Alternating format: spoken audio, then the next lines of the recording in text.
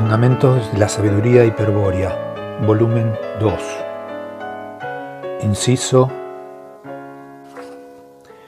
Fundamentos de la rúnica noológica. Artículo C. Conceptos de psicorregión. Hay lugares en el mundo que gozan de un encanto particular y a veces sus cualidades son tan intensas que al ser percibidos por muchos trascienden fronteras y ganan perdurable fama. ¿Quién no oyó hablar de alguna montaña inspiradora, una ribera de ensueño, un arroyo de dulces murmullos, lugares todos recomendados como muy propicios para la meditación o el amor, o para recobrar la salud perdida, o aún para indagar el futuro? Generalmente son los espíritus sensibles, músicos o poetas, quienes expresan en lenguaje popular estas cualidades geográficas, contribuyendo a acrecentar su fama. Estamos aquí ante un caso de psicología profunda, cuya comprensión suele facilitarse al establecer analogías con fenómenos de la física. Por eso se habla de clima psicofísico, aunque sería más apropiado referirse a microclima, es decir, a las condiciones del clima en un espacio limitado. Por ejemplo, ¿qué queremos significar cuando decimos que una psicorregión posee un microclima particular? Que en dicha psicorregión se experimenta un estado psicológico diferente al que se vivenciaría en otras partes, aún en las inmediaciones. Pero tal estado psicológico no responde solo a las percepciones sensoriales, es decir, visuales, auditivas, olfativas, etc., sino que involucra también a otros planos del ser, otras regiones del alma, cuya fibra no es fácilmente afectada en la vida corriente. Es como si el lugar, su microclima, indujera en el hombre una fuerza totalizadora que, disolviendo percepciones y sensaciones, lo transportara hacia lo no diferenciado o inconsciente. Y esta regresión a los estados primordiales de conciencia, lejos de constituir una actitud pasiva por parte de quien la experimenta, genera la participación activa entre el hombre y el microclima. La conciencia de experimentar algo especial, el éxtasis, es justamente el efecto de la participación activa. Ya hemos mencionado en distintas oportunidades el concepto de psicoesfera, el cual alude a un campo que rodea la Tierra y se compenetra con todos los puntos del espacio interior. Tal campo es equivalente a lo que en la ciencia del aliento hindú se denomina globo terrestre de Akasha, es decir, aquella esfera a donde yacen depositados los arquetipos Manu, que nosotros hemos llamado psicoideos, y en un plano inferior a estos, los registros akáshicos, que no son más que la impresión astral de su despliegue evolutivo en la materia. Este campo es, también, una de las 10 vestiduras o velos del demiurgo Jehová Satanás, el anciano de los días, que se nombran en la cábala hebrea. En el campo de la psicoesfera tiene lugar el inconsciente colectivo universal, donde yacen los arquetipos psicoideos, y éste interactúa con el inconsciente colectivo personal, de cada individuo, pasú o viria perdido. De esa manera se conecta la evolución humana con el desarrollo del arquetipo planetario, pues la psicoesfera es el sustratum de la fisiología terrestre, el cuerpo sutil que hace las veces de sistema nervioso vital, constituido por una completa red de energías telúricas, con millones de vórtices o chakras y canales de distribución o nadis, etc. En el libro 4 estos conceptos serán debidamente definidos y fundamentados. Lo importante ahora es comprender que cierta parte de la psique humana, llamada inconsciente personal, participa del inconsciente colectivo universal o psicoideo. De hecho, el pasú se encuentra absolutamente ligado a la psicoesfera y sólo el virya puede trascender a la determinación arquetípica que ejerce el inconsciente colectivo psicoideo, a través del inconsciente colectivo personal, sobre la conciencia ordinaria. Esa trascendencia, ese despertar, esa liberación que se alcanza luego de transitar el sendero del regreso al origen, es tema que ya hemos tratado en otras partes. Estamos ahora en condiciones de definir a una isla psicoidea a partir del concepto de psicorregión, ya estudiado.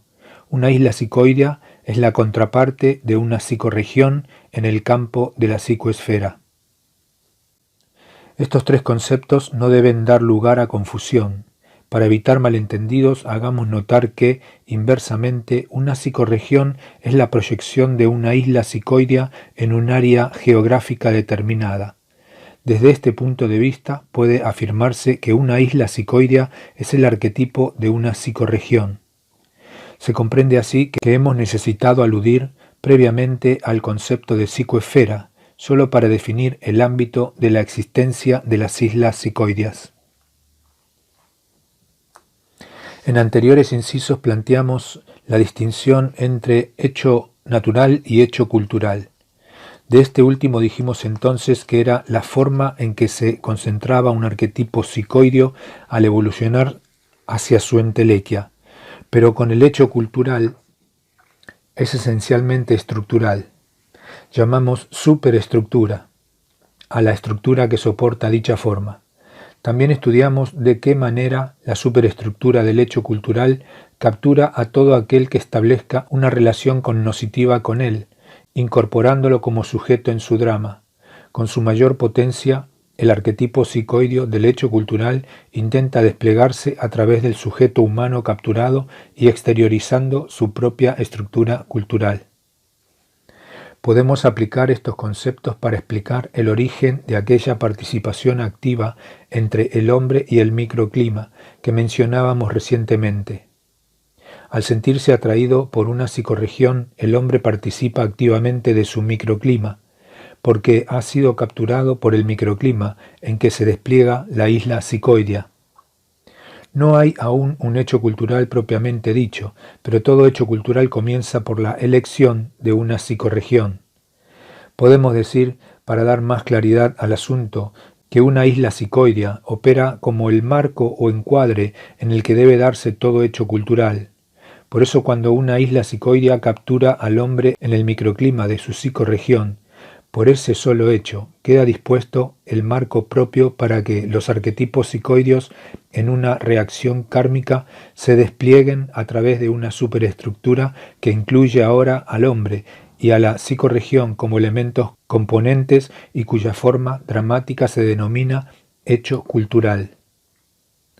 Los arquetipos que llamamos islas psicoideas evolucionan concretamente en las psicorregiones y estas son ámbitos exclusivamente geográficos. El microclima es la estructura natural para el hombre que soporta a la psicorregión. De allí que el microclima de la psicorregión sea equivalente, en otro grado, a la superestructura del hecho cultural. Ambos son expresiones de los arquetipos psicoideos. El primero lo es de una isla psicoidea, el segundo de un arquetipo manú. Un arquetipo puede ser conocido, es decir, concientizado, mediante la descripción de alguna de las formas concretas que adopta durante su evolución. En este sentido, podemos afirmar que toda psicorregión es una forma concreta que adopta la isla psicoidea correspondiente durante su evolución. Y por lo tanto, toda psicorregión es una descripción natural de su isla psicoidea. Se comprende entonces la importancia que tendría para una estrategia psicosocial la posibilidad de conocer y distinguir a las psicorregiones, en tanto que proyecciones geográficas de arquetipos psicoideos son representables gráficamente. Personas sensitivas debidamente entrenadas, iniciadas en la sabiduría hiperbórea, pueden dibujar en un mapa el contorno de las psicorregiones o representar en una maqueta la superficie en relieve. En la SS, por ejemplo, se llegó a contar con un cuerpo de oficiales entrenados para trazar la poligonal de cualquier psicorregión de Europa. Artículo D. Concepto de isla psicoidea. Retomemos la distinción entre psicorregión natural y psicorregión social. Una psicorregión natural es un lugar hecho por propia mano del demiurgo, es decir, donde evoluciona un arquetipo, isla psicoidea, como por ejemplo un paisaje, gruta, abismo, río, montaña, etc. Todos sitios en los cuales puede percibirse un microclima particular. Una psicorregión social es, en cambio, un lugar elegido por el hombre para establecer su hábitat, edificar poblados, templos, jardines o palacios, al cual ha modificado su carácter natural para adaptarlo a los fines comunitarios. Es evidente que todo sitio del segundo caso ha sido, antes de la intervención del hombre, un lugar del primer caso.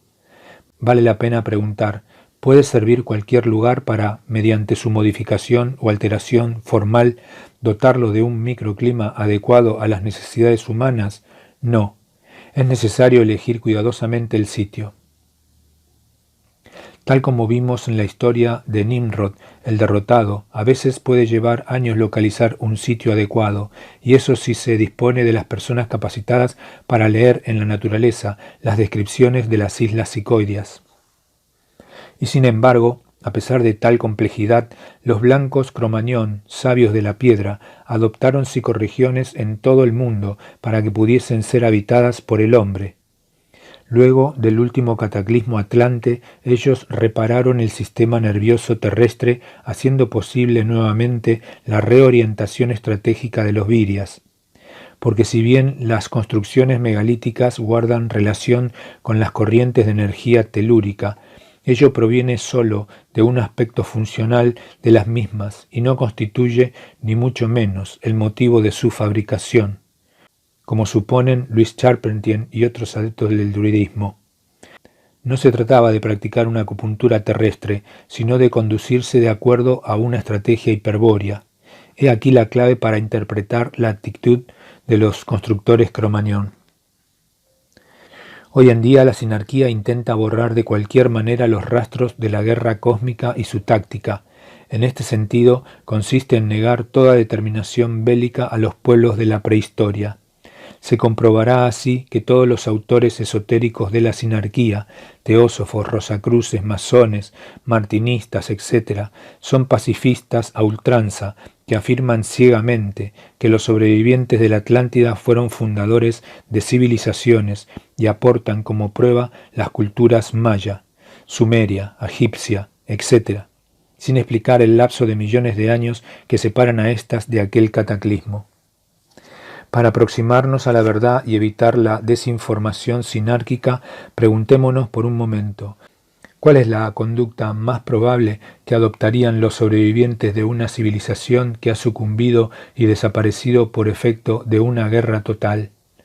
Con toda seguridad no se compartirían solo como unos fundadores, con toda seguridad no se comportarían solo como unos fundadores de civilizaciones. En realidad, unos sobrevivientes tales mantendrían un permanente estado de alerta y solo se conducirían siguiendo pautas militares, tanto para desplazarse como para acampar, y aunque tratasen de salvar elementos de su perdida civilización, no sería ese, desde luego, el motivo principal que determinaría sus acciones. Tenemos un ejemplo muy a mano en aquellos japoneses que sobrevivieron más de 20 años en las islas del Pacífico, después que finalizara la Segunda Guerra. Aunque ellos se construyeron objetos culturales necesarios para sobrevivir o vivir, tales como una cabaña, un anzuelo o un juego de go, y aunque hubiesen transmitido parte de sus conocimientos a los aborígenes, civilizándolos, ninguno de estos motivos determinaba sus acciones.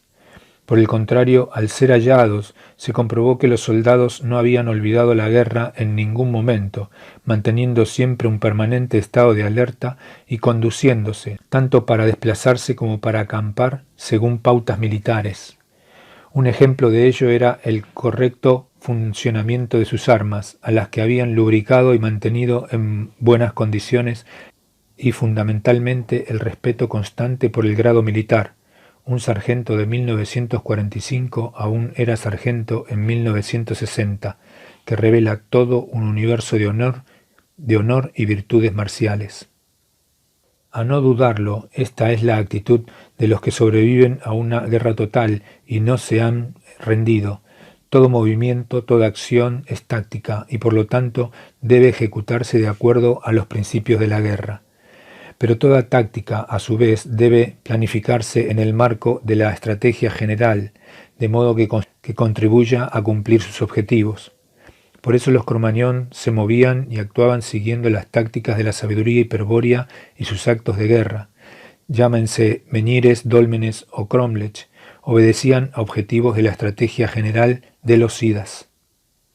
El objetivo principal de la estrategia hiperbórea es el retorno al origen, y por lo tanto un dolmen, por ejemplo, ha de servir para eso principalmente, y luego para escuchar la mística de las esferas o fijar las corrientes telúricas como pretende el druidismo. Hay en todo esto un gran secreto que nos obliga, para no traicionarlo, a emplear el lenguaje simbólico.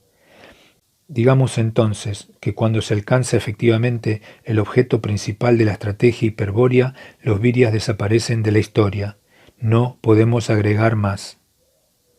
De este modo resulta que toda acción de guerra exitosa llevada a cabo por virias hiperbóreos luego de la guerra total culmina con la desaparición de sus protagonistas.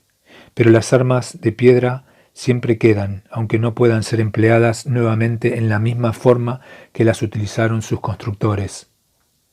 Louis Charpentier ha descubierto que, sugestivamente, los megalitos de Francia están distribuidos sobre una enorme espiral que abarca todo el país. También ha comprobado que, desde tiempo inmemorial, hay toda una migración esotérica de personas quienes, cual gigantesco juego de oca, van. Masonería.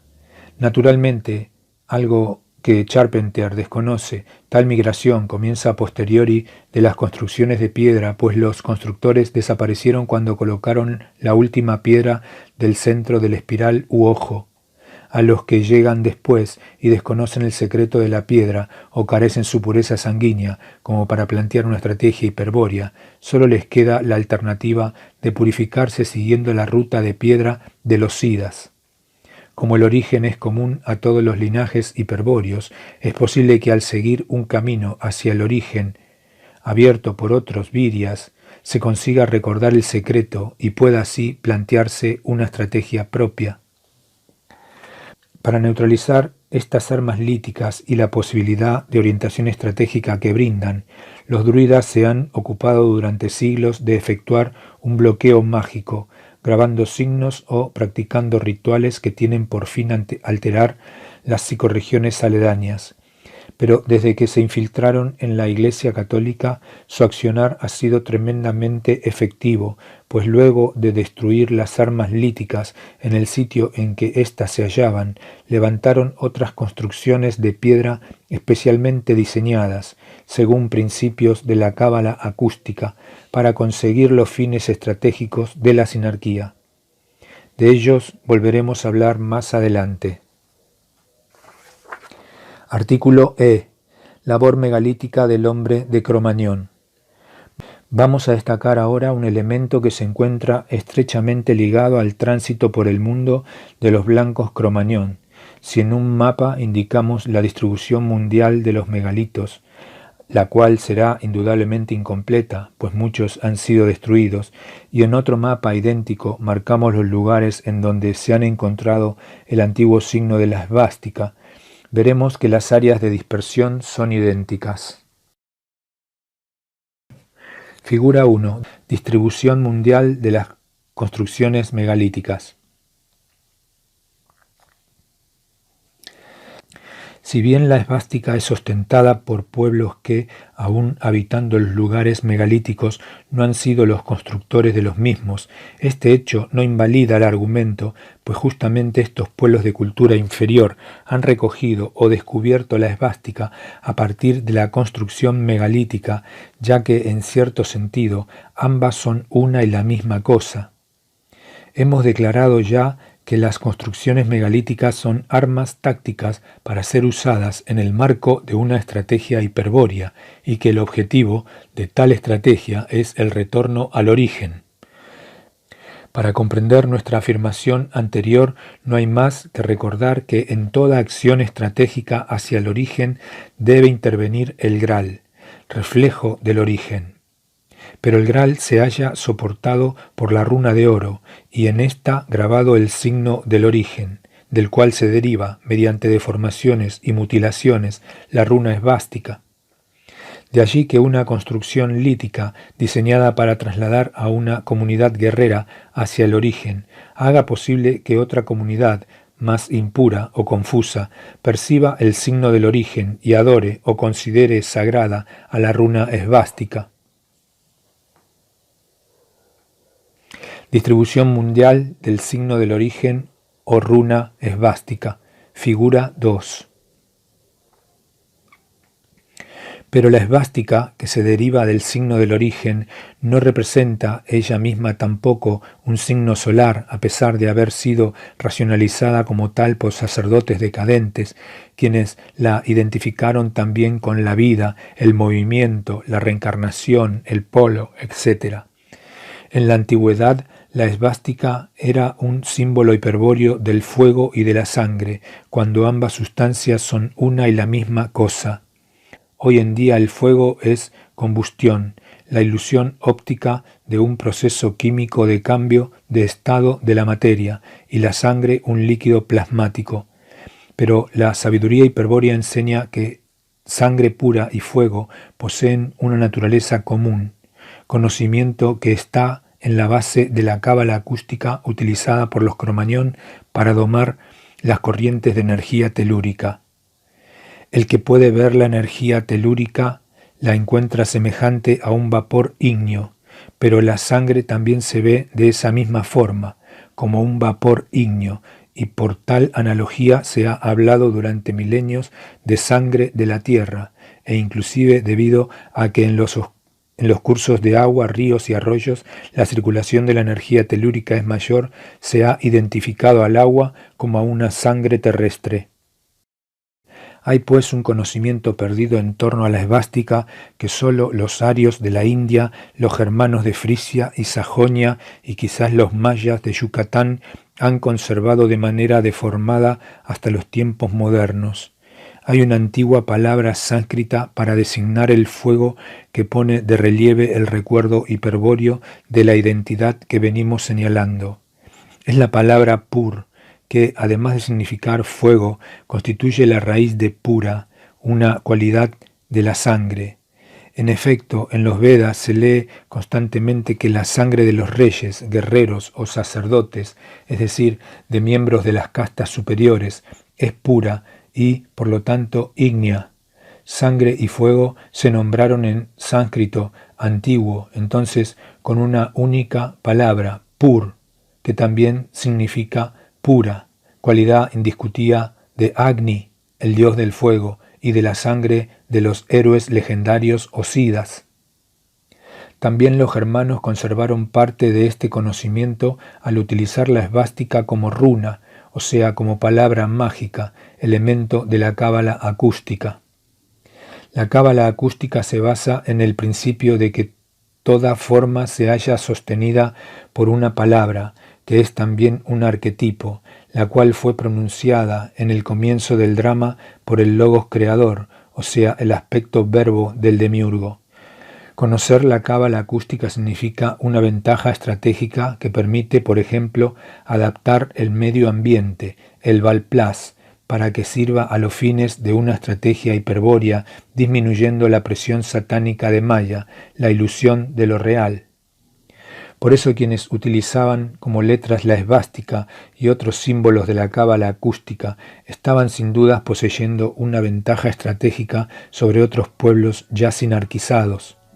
Ventaja que hoy los germanos perdieron, pues deben someterse a las reglas de un mundo judaizado, satanista y sinárquico, pero que sin embargo no representa un mal tan grande como el que han debido soportar otros pueblos hiperbóreos como los aztecas, por ejemplo, quienes no solo perdieron su alfabeto de símbolos cabalísticos, sino que se destruyó su cultura y hasta se intentó exterminar su raza.